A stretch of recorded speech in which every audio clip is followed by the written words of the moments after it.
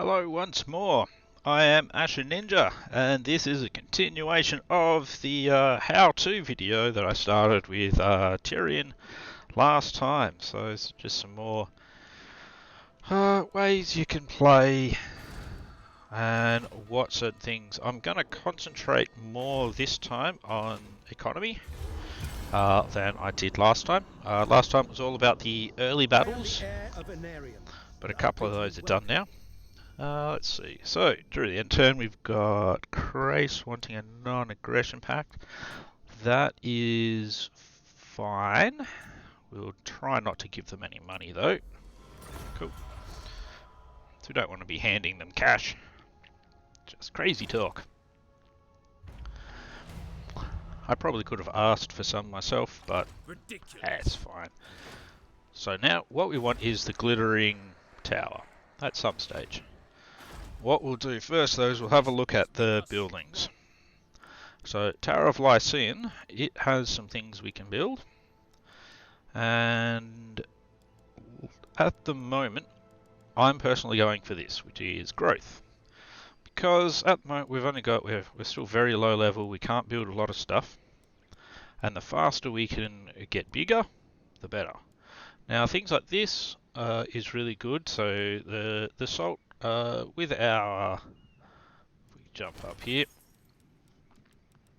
with our trade, the salt is a tradable resource. For every salt that we trade out, we get 12 gold. We'd probably trade all of the salt out, so we'd actually do fairly well with that. But we don't want to do trade. Well, I don't want to do trade, I want to do growth. On top of that, we've got buildings like this one, which is more income and trade items, which is those elven trinkets. They're a trade resource. If we go back up here again, we can see that those trinkets, which are that one there, 18 per, but there's a good chance, so like here, we're only exporting that, we're currently importing them, so we probably would sell them to freeze, and so that you may not sell all of them. We go back over here, this is income and public order. I'm not too worried about public order at the moment. If we do get a revolt, we'll be near Lothern, and because when a revolt happens, which is when you get to minus 100, if you don't have the capital, which is this one here, you've only got these two for example, then it'll randomise which one of these little places the little revolt army appears at. But if you've got the capital, you're guaranteed the capital, so we're not too worried about the revolt. Later on, the revolts can get to be a bit of a pain, but at this stage of the game, they're actually pretty good because you can use them for extra experience. They're extra money when you win battles. And the revolts are pretty small, like our little force here would be able to defeat a revolt pretty easily. Other buildings, as we move up, we'll be able to get this building, which is unlock nobles, which are a hero type, and they can be independent on the map. Nobles especially you want because they do that secure influence, which means basically if you successfully secure influence over, I think the next 5 turns, I think it is initially, you'll get say 3 influence or 5 influence or 6 influence depending on their level and depending how you've leveled them up. But the good thing about that is it's cumulative. So basically if I do that for say 4 turns in a row, just hit them with more and more, that amount of time that you'll actually be getting the influence for increases.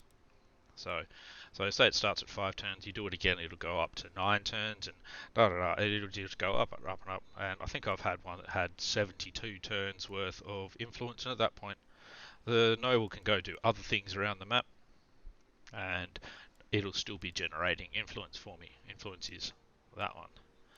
I'll show you quickly what influence is spent on. So let's have a look at the Archmages, for example. So these are all your different laws, all your magic laws. I'll just show you fire initially. So with High Elves, you've got these traits.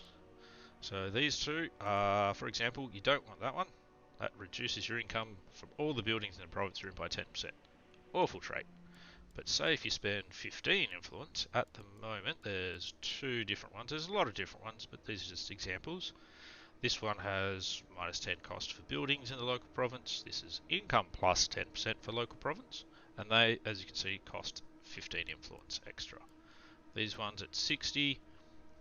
This is, speed plus 30%, melee defense 20%, and there's the slippery ability, which is 25 seconds of even more speed and even more melee defense. Negator is, you get some spells and that sort of thing with them. And there's quite a few different ones. See things like Incendiary, which seems like it's a bit weird being on a mage, but that actually works very well, especially for, for the lords here. Because with Incendiary, let's go find that again. With the extra weapon strength to 100%, melee defense, melee attack, and all that sort of stuff, when you've leveled them up, put them on a dragon, it's suddenly pretty amazing.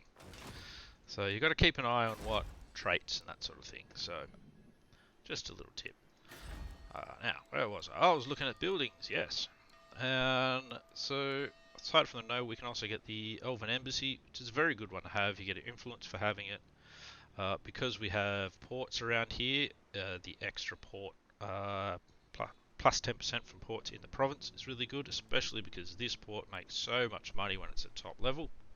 So very handy to have. What else do we have? We can build walls, which gives it, this is just an extra more garrison. Its next level is walls. Here we've got buildings, so we can get more of various things, including things like handmaidens. Though I don't know if you get this building if you've only got the base game. I think you've got to get a DLC to get that building. Yeah, so, and higher level these. As you can see, these have a red cross through them. Because this building will max out at tier 3, you can only build up to tier 3 stuff in it. If we go into building browser, on Lothern, as you can see, it's all unlocked, and there's even some special buildings here, or specifically that special building, which is really good. That the influence cost minus 10%, fantastic. Public order plus 10, excellent. More hero capacity for nobles and their recruit rate. That's all just big bonuses for us.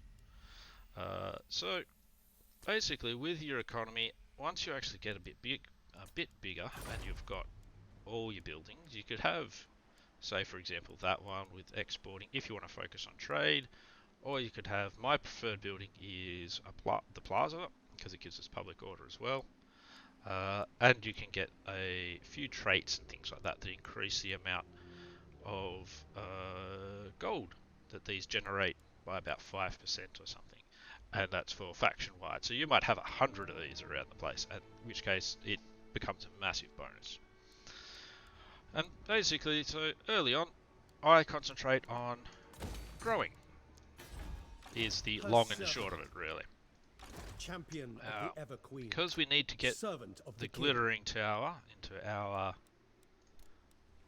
bosom, we'll make his army a bit bigger. Now I am focusing on archers at the higher level. Definitely, I believe archers are the way to go.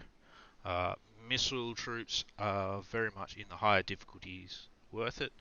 The problem is, as you go in the higher difficulties, the AI get a lot of cheats, especially in melee, and that means things like spearmen don't really trade as well as they used to. The Druki are no threat. And he will randomly say things like that, especially when he's swinging his orange flamey sword about the place.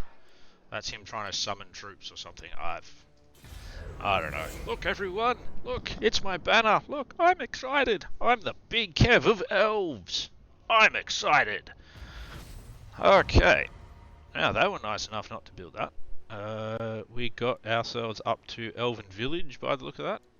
With that, so we have a new mission. We need to ensure that one of the following buildings has been constructed, a rally field. We also need to make sure one of those buildings is in either Archive or Elven Gardens. Okay, so now let's have a quick look at our building browser. So that'll be the rally field. I'm not too concerned about that at the moment. It's not gonna benefit us that much.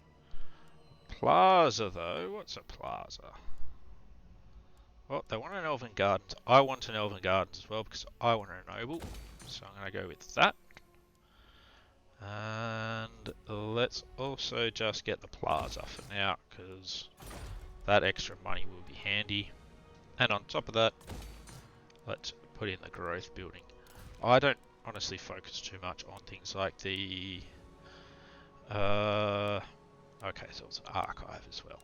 I don't focus too much on the quests. Because quests are a bit of a trap. Yeah, you get a little bit of a benefit out of it, but they can lead you astray in their actual benefit to you on the campaign. You can finish off the quests whenever you want to. These quests are not, even if they're going to expire, don't worry about them. They're not that important. Surviving is the most important part. A lot of people will probably disagree with that, but whatever. Now the other one I wanted was an archive. Which one is the archive? Okay, that's a building we're going to build. We're going to build anyway, but we need to get up to the 3rd rank for that. So all of our growth buildings, that won't be too far off. Ill-considered. And in the meanwhile, let's finish up our province. Now part of this is I'm going to fight this manually. Because fighting it manually will mean I lose less troops. Now that we have more archers as well, the checkerboard formation that I was showing before, which I admit didn't make it up myself or anything, been around for a long time. Legend to Total War uses it a lot. He's a very prominent YouTuber, and I'm not going to take any credit for thinking up that. I watch other YouTubers and I steal all of their tactics because why should I think of new things when they're already out there? I'm a lazy Australian bastard. Alright, so we're going to select here because it's got a fairly clear area. I'll move it across a bit. So we're going to centralise the archers here. Archers, we'll take all of the archers and put them in a bit of a formation like so. Now using our little alt, using control, we'll select try again. There we go. So holding control, I selected them and then let's position them.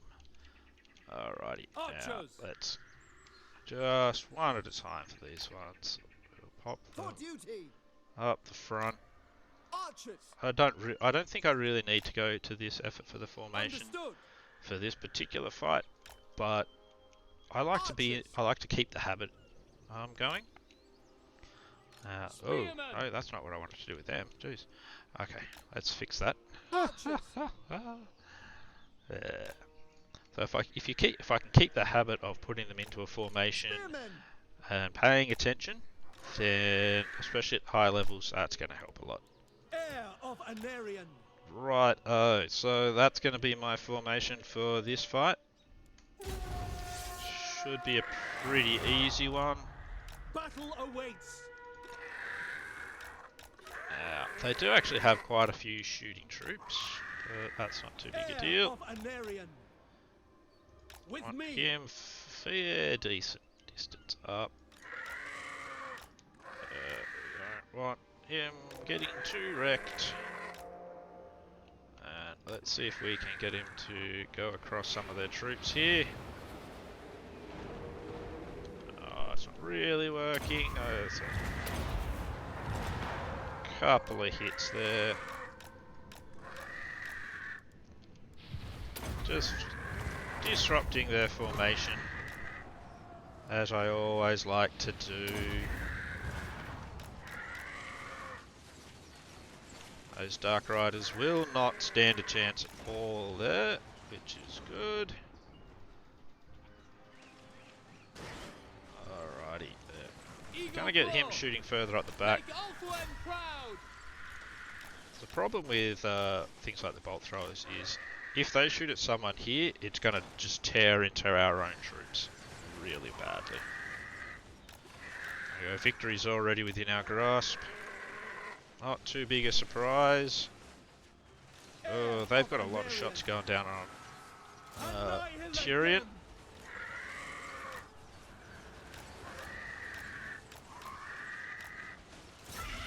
Send him in this way. Oh no, he's turning. That's fine. Let's not worry about it then.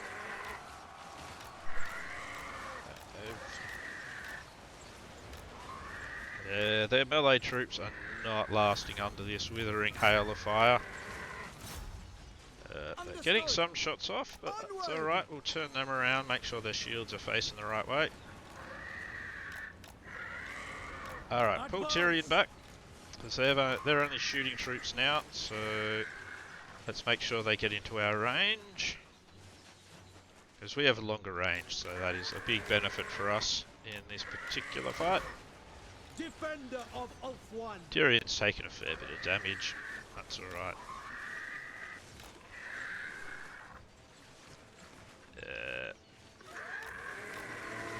Still trying to get them to shoot at our flying chicken a fair bit. It's just a lot of wasted shots for them. This fight is about to be over. Any fights that happen within a settlement, you don't have to chase down any troops or anything. Those troops are gone. They just get wiped out. Same if they're in force march, but if they're not in force march, whatever remaining troops may just end up pulled back. So you may want to follow up and try and destroy as much as possible, just to make sure you've got a lot of enemy units wiped out when they do pull back. It just makes sense, really. So 1500 gold from that battle. That's nice, and we've picked up an obsidian blade for Tyrion. Oh, that's nice. Extra 100 armor piercing and 8% weapon strength. Now, armor piercing at this point. This place is ours. Let's just occupy that just quickly. Armor piercing at this point isn't too exciting. Oh, yep, we completed one of those, so even more money, some more influence. That's not a bad thing. Issue a commandment. We're going to do that in a second anyway. And line of sight. Right. So armor piercing. When it comes to, say, archers, they got 15 armor. Armor piercing ain't going to do squat because their armor already does squat. Tyrion though, 125 armor. So as you can see, he's got 608 attack. 435 of that is armor piercing. That'll go up to 535 with the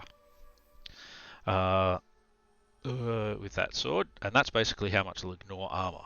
So armor piercing, very, very good. Wow, gets a lot more even when he just gets that one.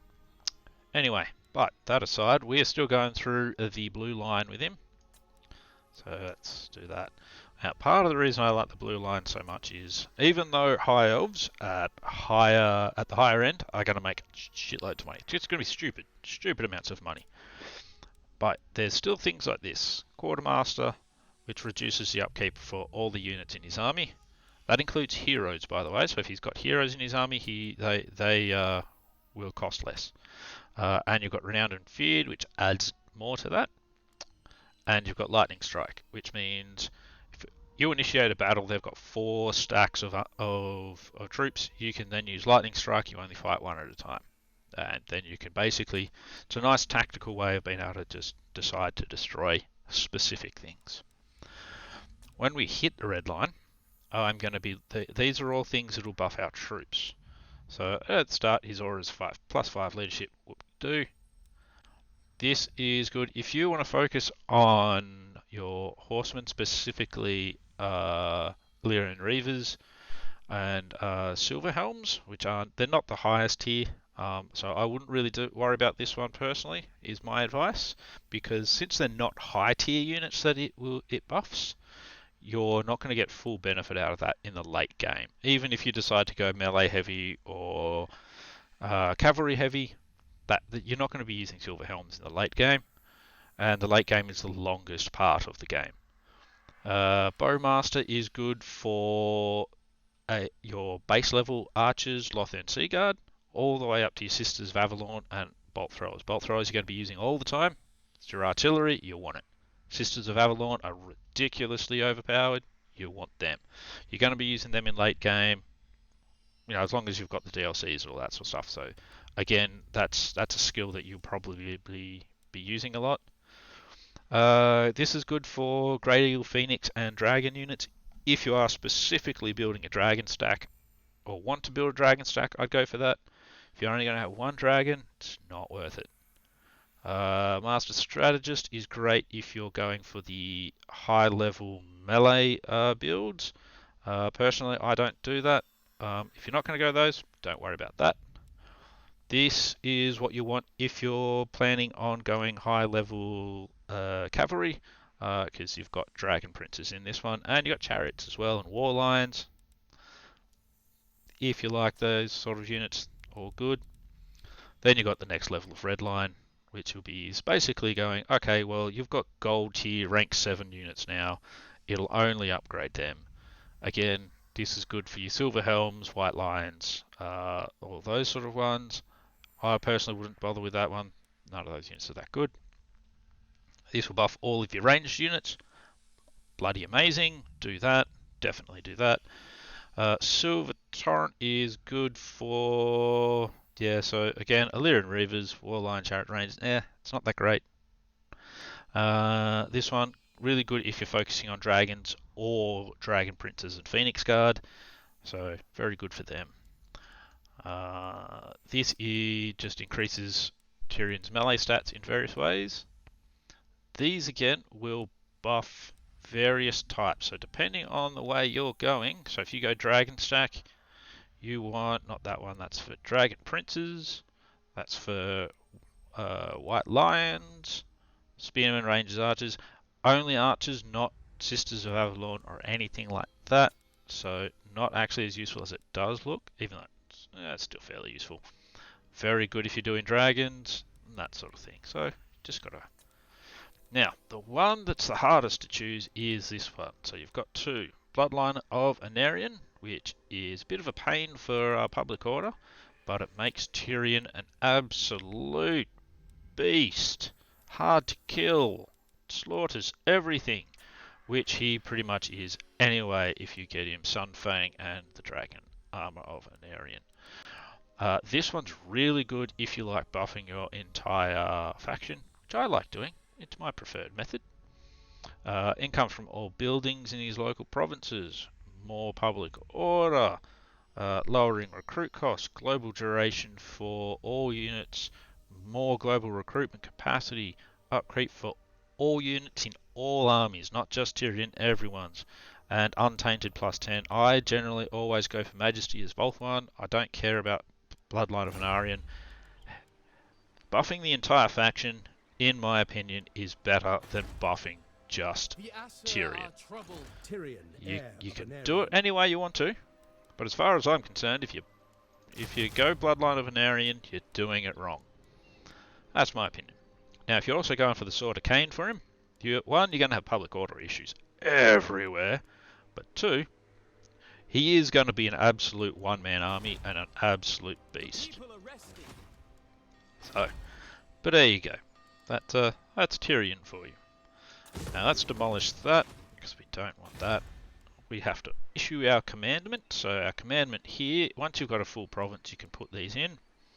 Untainted, so if we have a bunch of Chaos Corruption, or Skaven Corruption, or whatever else other corruption, that's good, but yeah. Recruit ranks and local recruitment capacity, again, if you're just going to be recruiting here, it's not bad. Growth, because I want to grow, and it makes buildings cheaper. It doesn't apply until next turn though, so but your growth, that's a good bonus there as well. Generally what I do, this one as well, lowers the speed of enemies and gives them harder action chance against you, and you get better ambush success chance against them. Good if you're going to be attacked. I generally focus on these two. That one until it's all my buildings are top rank. Then I change to that one to get the better tax rate and the better trade. So I want growth. Everything is growth. Grow. Grow, my pretty. Grow. Ha ha ha. Now, as you can see, I selected it, but it didn't. it didn't complete. The reason is because it will complete at start of next turn. Because you pick it now, Order but it must doesn't be actually maintained. apply until you press that. I am Tyrion, champion of the Everqueen. Alright, so we still have some more people wanting non-aggressions. I still don't want to give anyone any money for it, but I don't mind the non-aggression pacts. Non-aggression pact's pretty useful. Just stops them from getting too cranky with you and attacking you. And there we go, as I said. We issued our commandment. And now it's just to upgrade Lothern and destroy this faction here, the Cult of Excess. Which is not a problem. We can do this. Now, what we want to do here is put in that. Now it's actually got this little strategic location. Let's have a quick look at that. So it's got to be rank 3 before I can build it. But what does it do? So income from trade plus 5%, faction wide income from ports, all regions. That's really good. It doesn't say faction wide though, so it might only be all regions in the province 5%. But it could be all, just literally all regions, in which case, either way, that is actually really good just for the trade anyway. So I'll want that later on.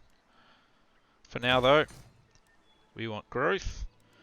And I am going to use my one population surplus to grow the Tower of Lycian. We'll get another, so next time we'll get another one of those, and then we'll be able to do that one as well. Yeah, so then we'll be growing all of this out. Protector of the Everqueen. Meanwhile, we want to be heading up to Angerial, because that champion of the Everqueen is where our enemies are. Now, what I do, because I like to try and be sneaky, as you can see, you've got this yellow thing here. It tells you how far you can go and all that. You can also see, if you look at Tyrion's portrait as I do this, you see it says percentage of movement. That green is what he's got at the moment. So at the moment, he is just over 25%. With 25% movement, I can change his stance. So we've got force march, we can go faster, but we cannot run from battle. And we'll be tired in battle, and it's just not very good at all. Well, it's good if you need to travel fast, but if you're in danger of being attacked, do not use it. We've got ambush stance, which is actually what I'm going to select now. That means I'll be hidden from the enemy, the AI can't see me, and I might be able to ambush them. But if I go over here, you can actually see there is, when this pops up, if it'll pop up, come on. So you've got an ambush success chance, 45%. Yeah, whereas the standing is 45%. So they might discover, if they walk into my little red bubble, they might discover him. You've got encamp stance, which encamps you. You're immune to attrition. You get extra melee defense and that sort of thing from that. And you can replenish. But one thing to always remember, and a lot of people have been making the mistake recently, is that they're getting ambushed when they're in camp stance by Skaven. Skaven have an ability, when they just attack you normally, they can ambush you. And camp stance does not stop that. And nor should it really, because ambushing people that are encamped is just a time-honoured tradition. Last of all for stances, we have Lilith's Blessing. So drops your movement range by 10%, but you do gain a whole bunch of little extra bits and pieces for your magic casters, which I don't have any of at the moment. I don't know if you can actually make an attack while in that stance either, but I can't. It's just something I can't remember. You must restore order. As you can see, we're dropping really badly in public order there, but I'm not too concerned by that. Alrighty, so they've got quite a force at Angerial. Oh, even better. We managed to ambush them. You know what? I'm not gonna fight this battle just now. I'm gonna do a part 3. Part 3 is gonna be ambush battles and siege battles. So if you want to see that, and learn about ambushes and that sort of stuff. And while you do want to ambush people and don't want to get ambushed, then stay tuned for part 3, which will probably be the final part. If you can do all of these sort of actions throughout your campaign after part 3, then you're essentially on the right track to starting off. And yeah, and good luck with that. I've been Ash and Ninja. You should subscribe, and I will see you in part 3, where we'll talk about all these fighting battles and such shit. Till then, hope you have a good one. Good luck out there.